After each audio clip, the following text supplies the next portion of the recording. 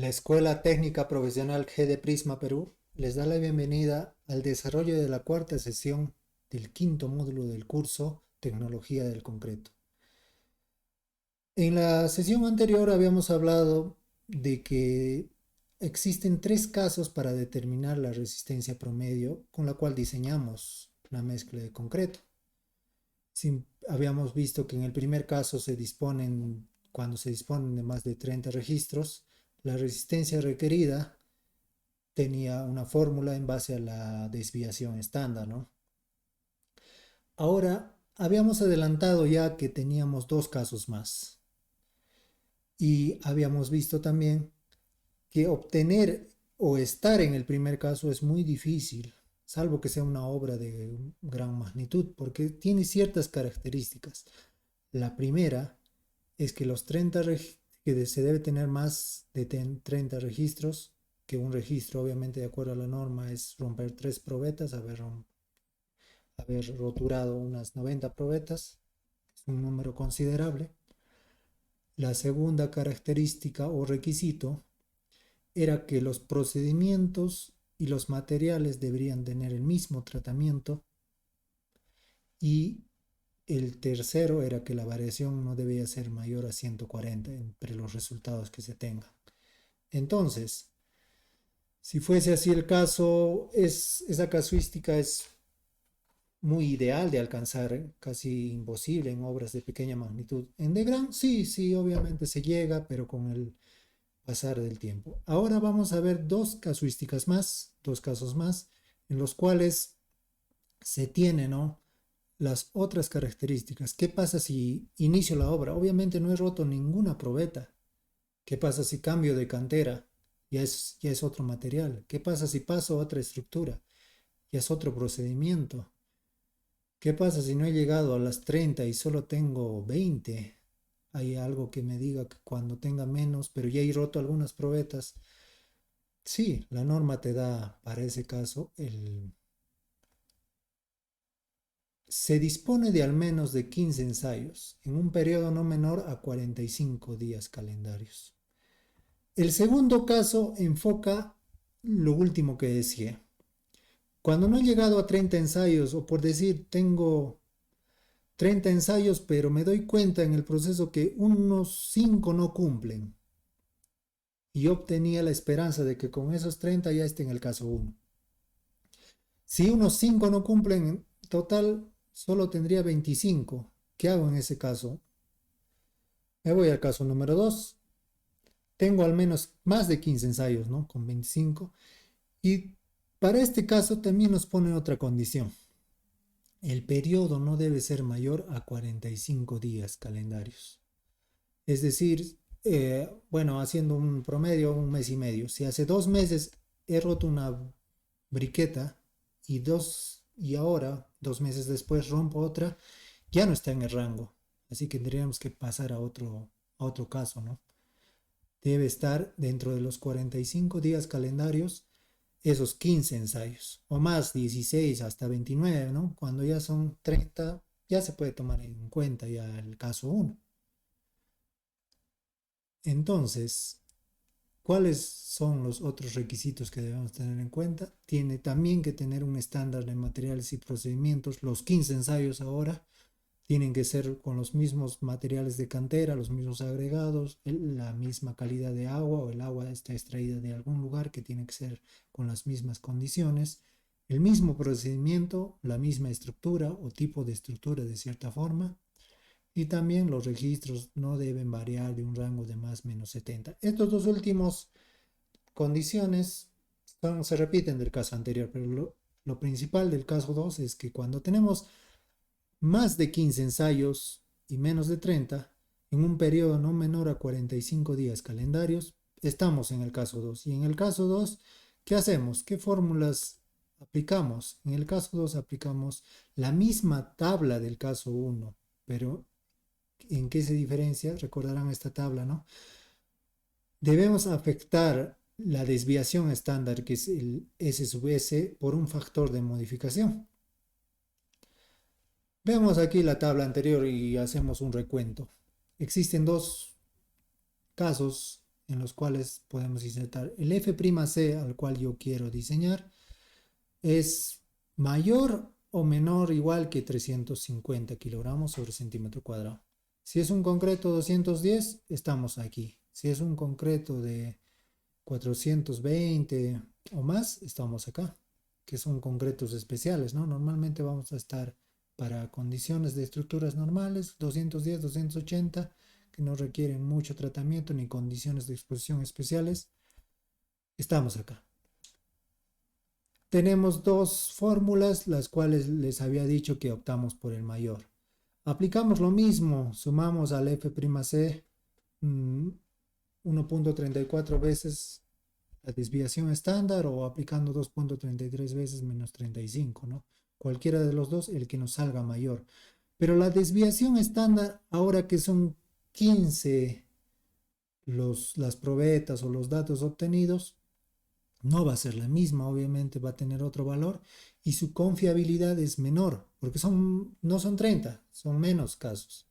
Entonces, por eso a la desviación estándar se le afecta por un parámetro, un factor de modificación, que es el siguiente. De acuerdo al número de ensayos, podemos tener 15, 20, 25 o 30, ¿no? Hasta ahí. 30, obviamente, cuando tenemos 30, el factor de modificación es 1 y cuando multiplicamos por 1 no estamos afectando en nada.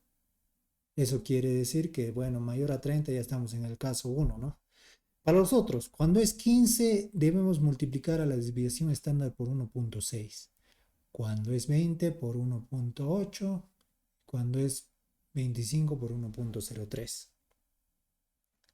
¿Qué pasa cuando es 16, 24? Para valores intermedios, nos dice la norma, se recomienda utilizar la interpolación. ¿Qué es la interpolación? Es establecer con una regla de 3 simple, lo vamos a hacer cuando efectuemos el ejercicio, un valor intermedio. Por decir, si estamos en 15 y 20, el valor intermedio de estos dos, por decir, quiero para 17. Entonces, por simple lógica, va a ser menor a 1.6 y mayor a 1.08, ¿no? Entonces, eso se va a efectuar de acuerdo a la interpolación, que es un método como una regla de 3 simple, no complicado, muy conocido por todos, un cálculo matemático básico. Pasamos al siguiente caso, el caso 3. Si primero teníamos 30 registros o más, luego nos dimos cuenta que no tenemos los 30 y tenemos 15 o un poco más. ¿Qué pasa cuando tenemos menos de 15 o no tenemos nada? Eso lo enfoca en el caso número 3. ¿Qué pasa cuando iniciamos obra? Cuando iniciamos obra no hemos roto absolutamente ni una briqueta. O cuando estamos empezando y ya queremos cambiar el diseño de mezclas. No se tiene registro, entonces efectuamos lo siguiente. La siguiente tabla nos da los requerimientos que nos da la norma. La resistencia puede ser menor o igual a 210, en este caso tenemos 3 parámetros, menor o igual a 210, desde 210 a 350 y mayor a 350. Si tenemos un concreto 210, hay que sumar 70. Esto es muy fácil de entender, ¿no?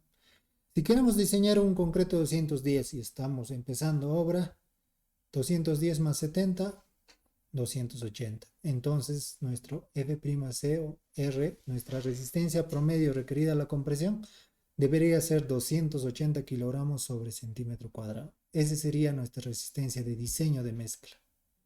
Ahora, si hablamos uno de 280, estoy iniciando obra y quiero una presa de 280. Tenemos que sumar 85 a ese 280. Sería 365, que sería nuestro valor, ¿no? En eso se basa cuando no se tienen registros, que es el caso número 3. Recapitulemos los casos entonces. Ahora en orden inverso, porque esa es la casuística que se da normalmente en obra. Este orden se ha dado de acuerdo a la norma técnica, recordando del Reglamento Nacional de Edificaciones, la E060 de concreto armado. Iniciamos obra, tenemos una obra, estamos empezando consiguiendo canteras, conseguimos materiales. ¿Qué debemos hacer? ¿Qué caso tenemos? No tenemos ningún registro, no hemos hecho ninguna rotura de briquetas, no hemos vaciado ningún concreto. Entonces, ¿con qué diseño empiezo? ¿Qué diseño le pido que me haga o hago, ¿no? Si soy técnico de laboratorio. Tengo una columna de 210. Quiero que me hagas un diseño de mezclas para concreto de 210. Entonces, la resistencia que debo tomar cuando no tengo registros de rotura es esto, 280, ¿no? Ahora, esas columnas ya estoy vaciando, ya he pasado los 15 roturas de briquetas y ahora ya quiero modificar el diseño de mezclas. Vuelvo al laboratorio, hago mi desviación estándar, estoy en el caso número 2 porque todavía no he llegado a los 30 registros y con un factor de modificación a la desviación estándar procedo a hacer el siguiente diseño de mezclas. Y cuando ya tengo varias columnas vaciadas y ya tengo registros, ya estoy en el caso 1. Ingeniero, ¿por qué tienes esos tres casos? ¿Por qué no nos quedamos solo con diseñar el primer caso, ¿no? 280, si pagar al laboratorio todavía es poco caro. Porque cuando diseñas con 280, estás metiendo más cemento de lo que te habían presupuestado. O de lo que normalmente te deben presupuestar, ¿no? Y mientras vas teniendo registros y tus datos son más confiables, tú reduces la cantidad de cemento que ponen. Como empresa o como un ingeniero o técnico que pueda calificar en una empresa de manera correcta, su función, reduciéndole al diseño de mezclas, es hacer que la empresa utilice menos cemento para llegar a la resistencia adecuada. Si el presupuesto te da 9 bolsas de cemento por metro cúbico y tú solo toda la obra vacías con 9 bolsas, has fracasado como contratista. Porque el objetivo de un técnico de laboratorio, un buen técnico de laboratorio, es hacer que baje esa cantidad. Y esa cantidad de bolsas en una obra, bueno, son millones. Se ahorran millones, se ganan millones y se tiene y no se está cometiendo nada más que hacer caso a lo que te dice la norma. Es importante entonces tener en cuenta este procedimiento. Con esto ya habríamos terminado. Los esperamos en la siguiente sesión para ver el caso práctico. Muchas gracias.